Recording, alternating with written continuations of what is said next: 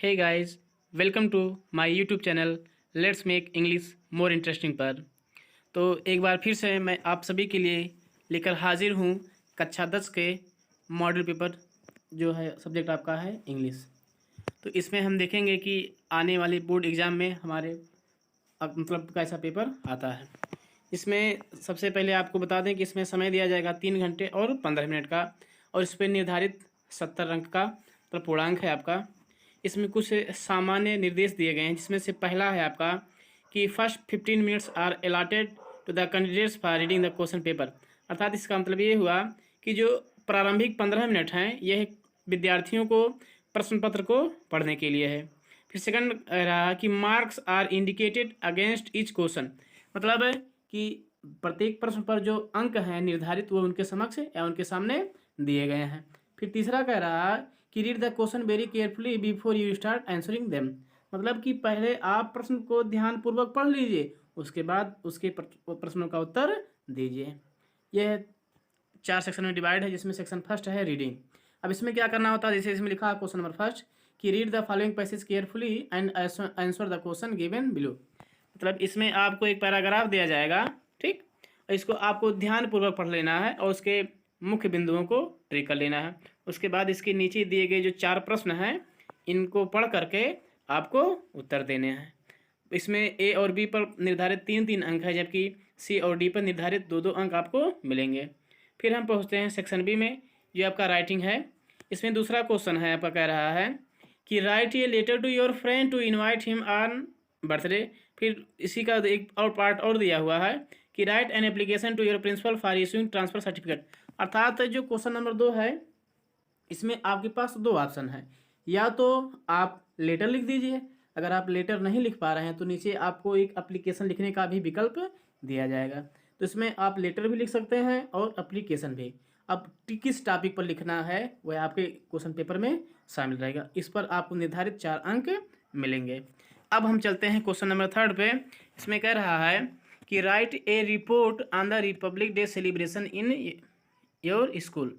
मतलब इसमें 16 to 80 words, मतलब इसमें आपको एक प्रकार से एस्से लिखना रहेगा और इसमें कम से कम 60 से 80 शब्दों के बीच में होना चाहिए।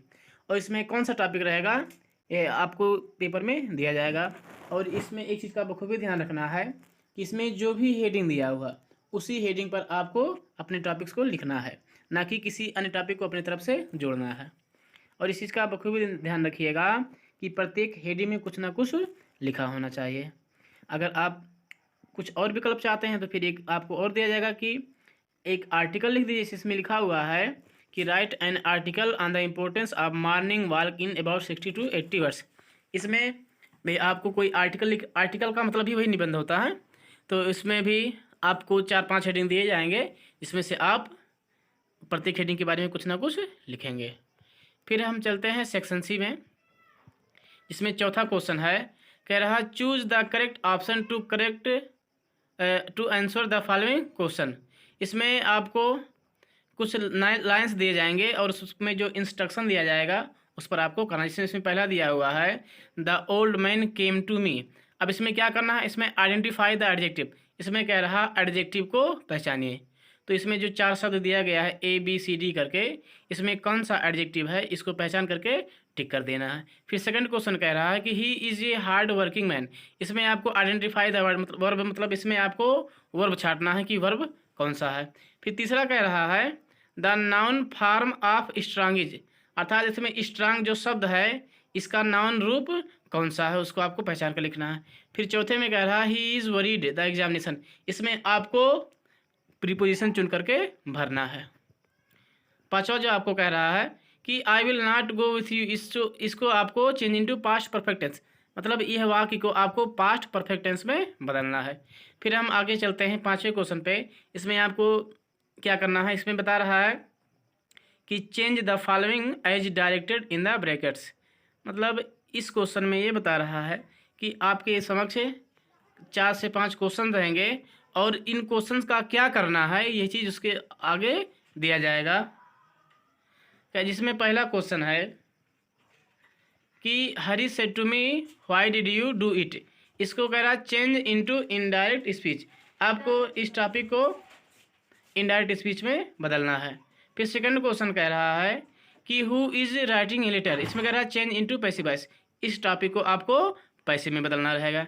फिर तीसरा क्वेश्चन आपका है punctuate the following using capital letter wherever necessary, इसमें तीसरे में आपको आएगा पंक्चुएशन कि मतलब एक लाइन आपको दे दिया जाएगा, उसमें से कामा कहाँ लगेगा, फुल स्टॉप कहाँ लगेगा, क्वेश्चन मार्क कहाँ लगेगा, इत्यादि चीज़ें जो है ये आपको उसमें सही करके लिखना रहेगा।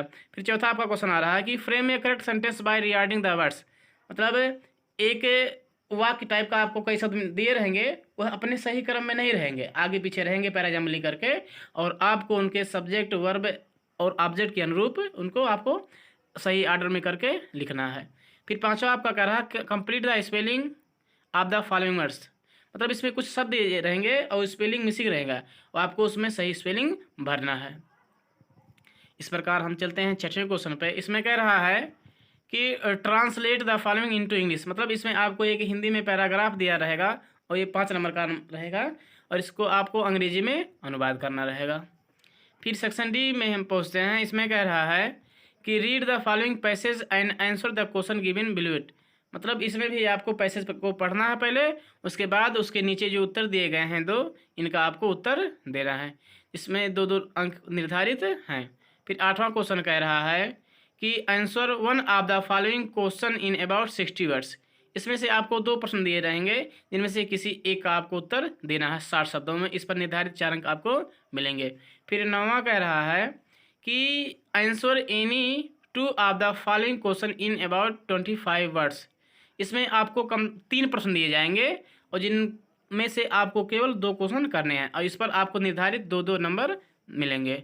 फिर 10वां क्वेश्चन कह रहा है कि match the words of list A with their meanings in list B, मतलब इसमें 2 लिस्ट दिए जाएंगे, लिस्ट ए और लिस्ट बी करके, ठीक, और दोनों में एक दूसरे के सिनोनिम्स रहेंगे और इसलिए आपको इसको दूसरे से मिलाना है। और हाँ, एग्जाम में एक चीज़ ये करना है कि आपको आड़ा तिरछा नहीं बनाना है, जो उसका सही आंसर हो ठीक उसके सामने लिख देना है। फिर 11वां क्वेश्चन कह रहा है कि read the following extract and answer the question given below, मतलब इसमें एक पोएम रहेगा और इसको पढ़ करके उसके नीचे दिए गए प्रश्नों का आपको उत्तर देना है। फिर 12वां कह रहा है कि write the central idea of one of the following poems, इसमें आपके पास 2 टॉपिक रहेगा, a tiger in the zoo the trees, मतलब 2 पोएम कोई भी हो सकता है आपकी किताब में से और दोनों में से किसी एक का आपको सेंट्रल आइडिया लिखना है, इस पर आपको निर्धारित 4 अंक मिलेंगे। और एक ऑप्शन ये आपके पास ये है कि अगर आप सेंट्रल आइडिया नहीं लिखना चाहते हैं तो आप अपने पाठ में से कोई कंठस्थ किया हो गया 4 लाइन की कविता लिख सकते हैं। फिर हम पहुँचते हैं 13वें क्वेश्चन पे। ये कह रहा है कि answer 2 of the following question in about 25 words each, मतलब इसमें भी आपको 3 क्वेश्चन दिए जाएंगे जिनमें से आपको केवल 2 प्रश्न को हल करना है कम से कम 25 शब्दों में और उस प्रत्येक क्वेश्चन पर आपको 2-2 अंक मिलेंगे। फिर हम चलते हैं 14वें क्वेश्चन पे। इसमें कह रहा है answer one of the following question in about 60 word, मतलब 2 क्वेश्चन इसमें से रहेंगे और इसमें से आपको केवल एक को करना है कम से कम 60 शब्दों में, इस पर निर्धारित आपको 4 अंक मिलेंगे। फिर 15वां कह रहा है कि point out true and falls in the following statements, मतलब इसमें कुछ वाक्य दिए रहेंगे और यह वाक्य सही है या गलत है इसको आपको टिक करना है। फिर बी कह रहा है select the most suitable alternative to complete the following statement, मतलब इसमें 2 आपको वाक्य दिए रहेंगे जो इनकम्प्लीट रहेगा और उसमें क्या भरा जाएगा वो उसके नीचे 4 विकल्प में दिया जाएगा, इसको सही टिक करके आपको उसमें भर देना है। जैसे यहाँ फर्स्ट और सेकंड दिया हुआ कि रामलाल एल्डेस्ट डॉटर वाज, इसमें आपको क्या भरना है आपके ऑप्शन में दिया जाएगा, इसको आपको भर देना है। बस इस प्रकार आपका पेपर खत्म हुआ।